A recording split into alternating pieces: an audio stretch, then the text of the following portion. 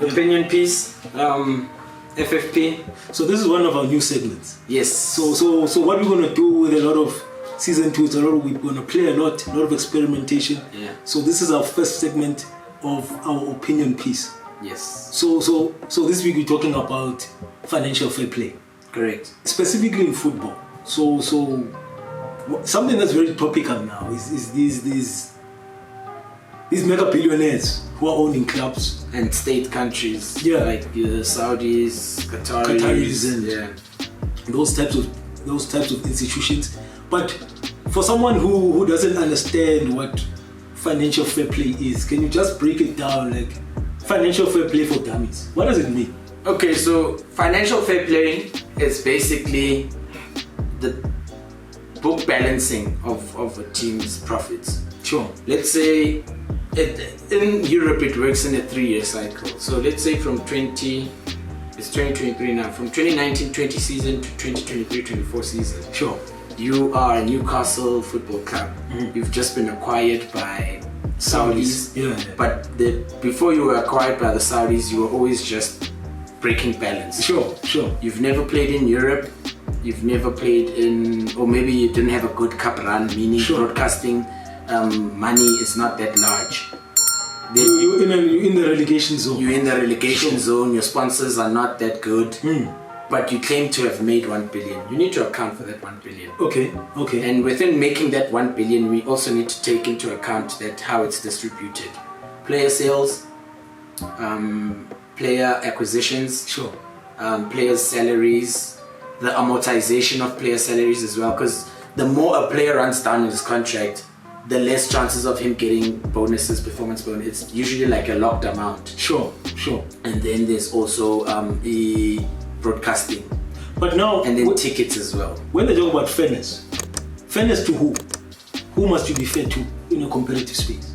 They are saying essentially, if you're a big boy like maybe a Man City, Abu Dhabi is giving you money, you're always being watched worldwide, you're running to the semi-finals of the Champions League, and Champions League, each round you get into more money. Yeah, and then you're winning the Premier League. There's a cash component to that. Sure. If Newcastle made $1 billion and Man City made $5 billion, the fairness part is that as much as they've made a certain amount, that $5 billion, they can't spend all the money that's from sponsorship. Some of that money that must spend on players and whatnot must come from football. Sure. So you make based on how you perform, or you spend based on how you perform. Also, your money must be related to football. Your money must be related. That's the fairness part. That's the fairness part of it. Okay. The legal. We're living in a paradise world. That's the legal part of it. But we all know that's just theory. Sure. Because also, if we're saying FFP must exist, some of these teams get money through performance. Why can't they spend it? It's based off performance. Yeah. If I have a squad of 30 players, 18 of which play week in, week out and get into semi-finals, go win a cup, go win a league, all those things. And on top of that, there's no shortage of people who want to buy these clubs.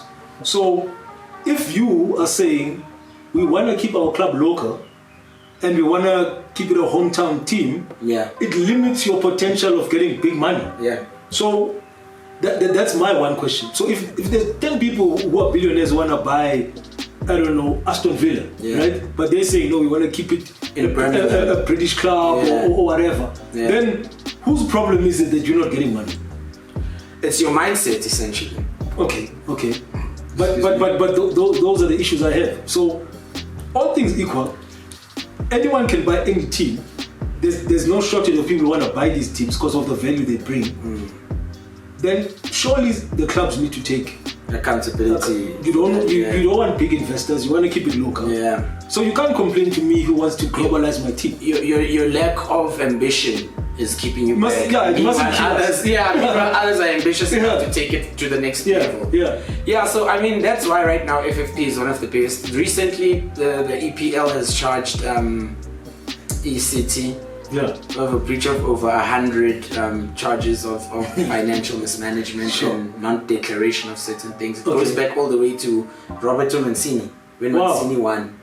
That's a big one. Yeah, and that was the year Aguero. Yeah.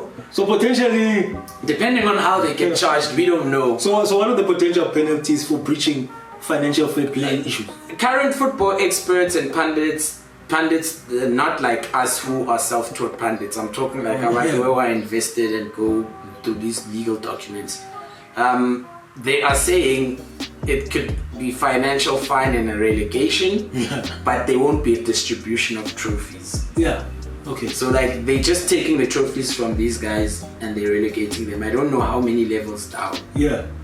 But it's also dependent on the fortitude, EPL willing to lose the number of broadcasting deals that City has managed to bring in over the last few years. Sure. And there's also an element of maybe not only being stripped of these trophies and being relegated, they might be banned for up to 3 windows or 4 of signing, meaning 2 summers, 2 winters.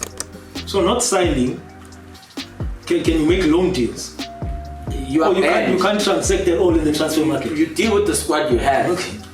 But they've got a powerful squad, so I mean. But I mean, some are gone. I mean, Cancelo's left. On loan. Yeah. Gabriel's went to Arsenal, Zinchenko's at Arsenal, Sterling's at Chelsea. So the core of that team is essentially broken up. Sure. And if it happens that way, if they get relegated, I think it's going to be a free-for-all for the bigger clubs. I mean, your Real Madrids are going to come in for Erling Haaland. Your Gundogan is on a free at the summer. Who else is on a free at the summer? There's some stalwarts that are Bernardo Silva is on a free on the summer. Yeah. So there's a lot going on in English football and European football. I mean, Juventus itself is going through something similar. Yeah. But they fired their board altogether, and Agnelli was also one of the people who was fired. He's being investigated. The current Tottenham football director, who I forget his surname, but he's also under investigation in Italy. Sure. So they're worse because not only did they declare, they misinformed. Yeah. They cooked the numbers. Yeah. So, but you see, for me, that's why the FFP is a tricky conversation. If you want to bring it to South Africa and say Mamelodi Sundowns is killing the South African Football League because banemali bapatala ma-player imali baya in. If Chelsea can circumvent FFP by giving players 8-year contracts through salary amortization, sure. Africa No, but I mean, look, I think with every law and every rule, there's a way of bypassing. There's always a way of bypassing it. Yeah. But I mean, look, I think as someone who's always for the player, what these big money owners are doing, they're putting pressure on the other club owners to pay their players well. Yeah. So I don't have a problem. And also, I mean, you can't tell me that you want FFP because when certain players who are signed by certain clubs don't play against them. Dude, I'm paying you half of your salary while you're on loan at that club. Yeah. So I'm saying, come beat me while I pay you full salary. Okay, if you want certain player to play against me, pay them full salary for that game. Yeah. And take the risk as well. And take the risk of injury. Yeah. You see. So, and there's a lot of like former football players coming out talking about all these things and whatnot. They talk about things they heard they don't know. If you ask those people about the technicalities of FFP, chances of even breaking down what is FFP are So it's an emotional conversation. It's an emotional conversation. It's a jealousy conversation. Because if we're talking about FFP, let's go back to Kaizer Chiefs when it was formed in the 70s. Yeah. Didn't Kaizer Motaung come from playing for Atlanta Chiefs? Yeah. With a bag full of dollars. Yeah. And he bought anyone and everyone he wanted, and then he created a winning machine. Yeah, no doubt. You fast forwarding it to 2020 something with a team from Pretoria, just because it's a team from Pretoria and it's not a legacy brand. Yeah, so it's not really a factual conversation, it's more emotional. It's an emotional conversation, and also with this Mickey Mouse thing of status selling and status buying of our owners, you can't blame people who are doing something right. They're doing it right because they know where to invest, they know how to invest, they know how to go about it.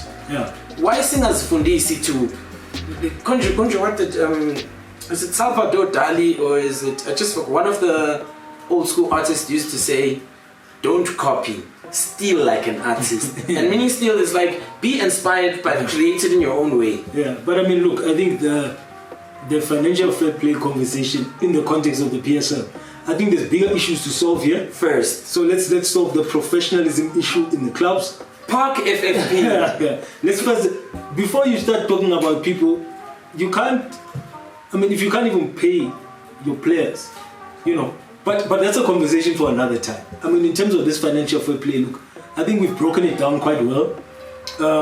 Get in the comments. There's a last point I wanted to make before. FFP, should it come to this country, how the finances trickle down, it's going to be very effective. I mean, if his Sundowns could have bought Utembazane at Valdos FC at 10 visa. Yeah. Imagine the owner of that club at the time, how much money he made, managed to also secure buses, managed to also, his team is being professionalized even though it's in an amateur league. Yeah. When we go buy Abu Keisha, Simakasi and put them in our academies, even if it's 50 grand, that amount of money is trickling down the football pyramid.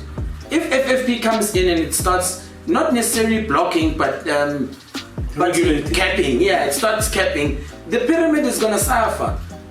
But I think, like we say, the thought behind the conversation locally hasn't gone to that granular level, you understand? It's just because a certain team is dominating on the field, people are looking at it from that level. They're not unpacking it to that detail. Whereas, if they had to look at it like that, they'll actually find that their teams would be even more worse off. Yes. Yeah. Yes. So there's that. And guys, just get in the comments. Let us know what you think of this segment and what more topics would you like on opinion pieces. We don't want to only do the polarized stuff. We can also go into granular level, talking about maybe athletics. Yeah. Why we haven't produced a gold medal sprinter since Wade van Niekerk or something along those lines. Just let us know, guys. No doubt. Go like, subscribe, share. Thank you for joining us on the Matchup TV. Peace.